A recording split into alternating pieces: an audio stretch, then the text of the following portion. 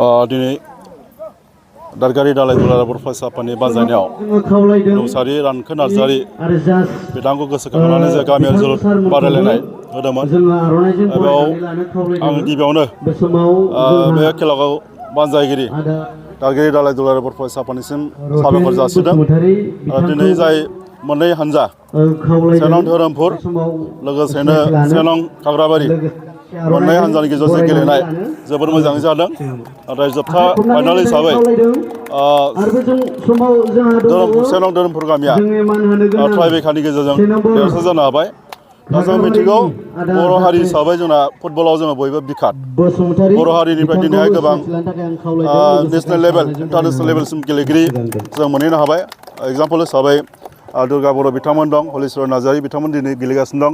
बेजों लोगोसे गोगोमसार नार्जारि, लोगोसे मनबिर बसुमतारि बिथांमोना दिनै इन्टारनेसनेल लेभेलनि प्लेयार जाबाय। बेजों लोगोसेनो दिनैहाय आइजो माहारिनिफ्रायबो अर्पना नार्जारि मानगोनां बिथाङा इन्डियान टिम जानानै दिनै केप्टेननि रल लानानै गेलेगासिनो दं। बेजों लोगोसेनो जों मिथिगौ बर'फ्रा फुटबलावल' नङा गुबुन गुबुन बिथिङावबो दिनै जायगा आवग्रिनो हादों।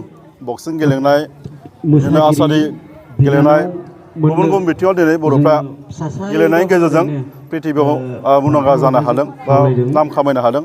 दा ओंखायनो जोङो मिथिगौ जे गेलेनायनि गेजेरजों गावनि देहाखौ राफोद खालामनायनि अनगायैबो गावनि केरियार हिसाबै जों दाना लानो हायो आरो बेखौ हारिखौ जोङो सिनायनो हायो गेलेनायनि गेजेरजों। ओंखायनो आं खावलायगोन दिनैहाय जाय समाज दैदेनगिरि दं, जोंनि हारिनि दैदेनगिरि बिथांमोन दं, बा गामि ओनसोलनि जायफोर दैदेनगिरि बिथांमोन दं, बिथांमोना जाहाथे गामिनि फिल्डखौ साफा लाखिनानै जोंनि जाखांफुनाय जे लाइमोन उन्दै उन्दै फरायसा बिथांमोनखौ गुबुन गुबुन बिथिंनि जे गेलेनाय बेयाव जाहाथे थुलुंगा होयो, बेखौ आङो दिनै नैबेनि गेजेरजों खावलायहरदों।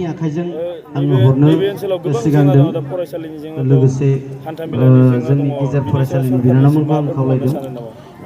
जेंनायाथ' दङ, जोङो नुदों फरायसालिनि जेंना, फोरोंगिरिफोरनि जेंना, हान्था मेलानि जेंना, गोबां बिथिङाव नायोब्ला बे ओनसोला एसे गोग्लैसोनाय। ओंखायनो गासैबो बिथिङाव जे फरायसालि बा नैबे फरायसा बा फरायनायनि बेलायाव जोङो जोंनि समाजनि दैदेनगिरि हिसाबै बा जोङो दुलाराय बर' फरायसा आफादनि साफा साफा मावथि हिसाबै जोङो सोलोंथाइ बिथिङाव दिनै खामानि मावबाय थादों। आरो थांनाय 2023 मायथाइनि जे मेट्रिकनि रिजाल्ट, बाव चिरां जिल्लाया सेथि जायगा आवग्रिनो हादों। दा ओंखायनो जोङो एसेबाबो दिनैहाय सोलोंथाइनि बिथिङाव एसे सोलायनाय फैदों। जों बेखौ एसेबाबो जोङो आसा खालामदों बा जों बुंनो हायो। दा फैबाय थानाय समाव जाहाथे जों चिरां जिल्लानि बा नैबे ओनसोलनि जे फरायसा बिथांमोन जाहाथे फरायनाय बिथिङाव जाहाथे मोजाङै गोसो होनानै फरायगोन आरो मोजां रिजाल्ट खालामगोन। दा सोलोंथाइनि गेजेरजोंसो जोङो बे ओनसोलखौ जौगाखांहोनो हागोन होननानै आङो आसा खालामो।